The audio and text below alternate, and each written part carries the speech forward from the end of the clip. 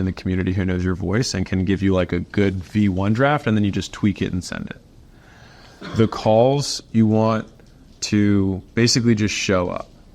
Like that's, I mean, more or less that's kind of how we run this. Like I show up, we do the Q&A, and then I move on with my life. And I treat it just like it's a meeting, and I do it on my meetings day because I do meetings on Mondays. And so we do it on that day because it's the least disruption for how I work.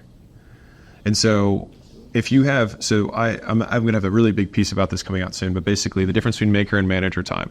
So if you have deep work, that's what I consider maker time. And a lot of people in any organization, you got copywriters, video editors, coders, like they have to just like get really deep into a project, and you want to minimize time on meetings as much as possible so that they can work. Basically, when they're on a meeting, they're not working.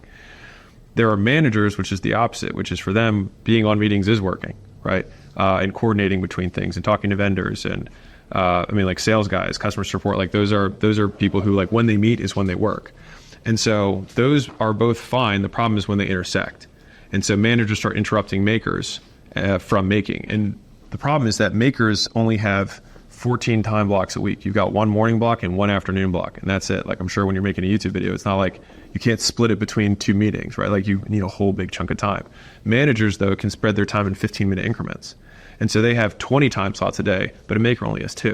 And if you take one maker slot up, it's like you just killed 1/14 of my week, right? And so there's a disproportionate cost for a manager compared to a maker when it comes to calendaring.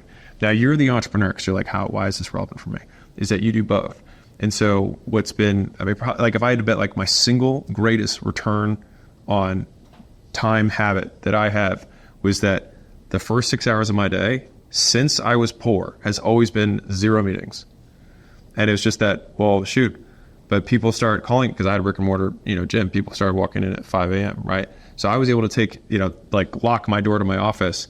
And I just was like, morning sessions, I don't participate in. But as of 10 a.m., I would then start working and being out there. So from 4 to 10 was my 6 hours every day. And then from then on, I just knew it was just fires. But that still allowed me to move the ball forward. So I only got a maker, like basically 5 maker slots during the week. But then on Saturday, Sunday, I got 4 more. So I got 9 blocks of time throughout the week that I could do like major big work.